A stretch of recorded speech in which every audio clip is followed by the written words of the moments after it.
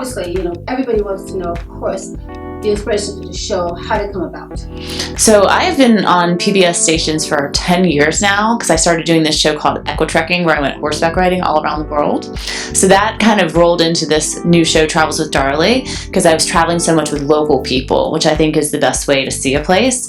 And the inspiration for Travels with Darley is that you get to experience a place with locals as your guides. And I cover food, culture, and adventure, and really help people get out of their comfort zone to experience the world in a different way.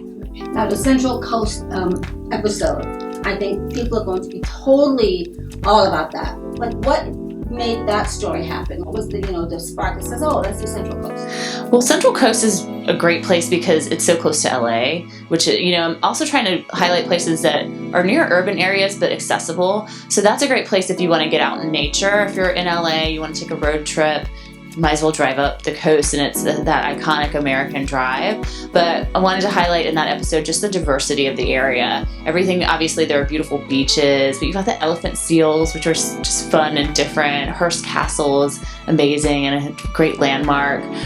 You've got Morro Bay, where you can have awesome seafood, and there's a sustainability angle there. So really, and hiking in the Los Padres National Forest and all of the green space that you can enjoy, again, not far from Los Angeles, which is, one of our amazing American cities. So just highlighting the accessibility of everything and that iconic road trip experience, that's what I wanted to get across. And of course, meeting locals in different areas, and I jumped in the water to farm oysters and really learn things from a top-down perspective in that episode. And I think it'll be fun for people to watch and then think, wow, I can actually just drive up the road and do this too. Definitely. Solvang, I think, is fascinating. You've got this Danish culture there, which, when you go through Solvang itself, the architecture just stands out. And so walking around is fun. You feel like you've traveled out of California, you've gone to Denmark, and then not only can you walk around and see the architecture, but the food had that inspiration as well. The pastries were amazing. The Abelskiver, which sounds funny to say, but it's such a neat treat. So I thought that was a place that was fascinating to explore because you've got the California vibe, but then you've got this international flavor and appeal. And so many of our U.S. cities have those things now. We've got these different cultural elements that are sprinkled in, and that's so fun to discover when you're traveling, whether you're just going down the street and doing it in your town or city, or whether you're going up the Central Coast and going to a place that has this really rich history and interesting history, and it's a history that is so much American, people moving in from another location and starting their lives and having their culture and their roots influence the area, which is something that's fun to discover.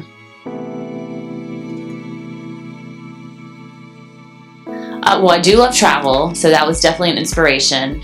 But I graduated from GW in Washington, D.C. I studied media. I did radio and television, and I love creating things. I think it's just such a fun part of our existence to be able to start with an idea and then make something out of it that's creative.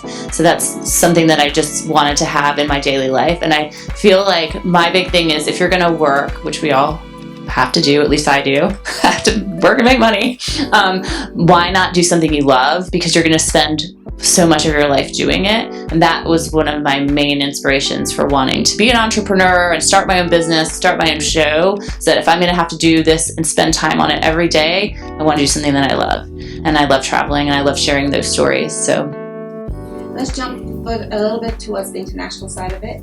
You've traveled to many, many countries.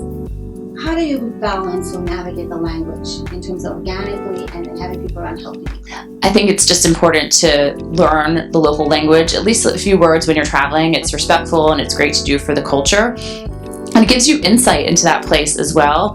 But I wish I was better with languages. It's something that I strive to do going forward, is get better at my French, get better at my Italian, and yeah, it's an important part of travel.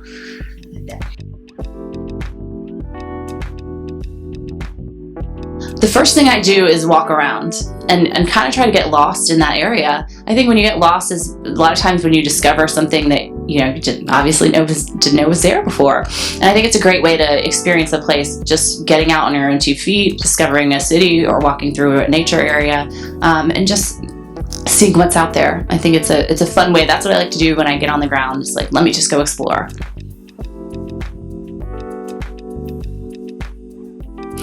I've learned that I'm super adventurous. I will try any food or drink. I'll try almost any. I've probably tried every experience that's been offered to me. So I've learned that about myself. I love that. And then I've learned that I just have a big curiosity about the world, and I want to share that. And I love that.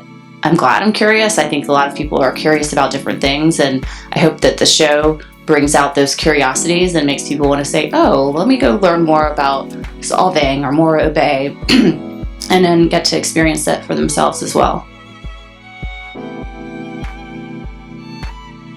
I think public television is a great place to share stories. You get to be in charge of a lot of the content you produce, and you can tell those longer narratives, which are harder to find in modern media. And so it's a great venue, and it's a great outlet and great place to be partnered with, to have your show showcased on a platform which can be educational, can tell those in-depth stories. And that's what I love to do that. And I love that that still exists with PBS and KCET.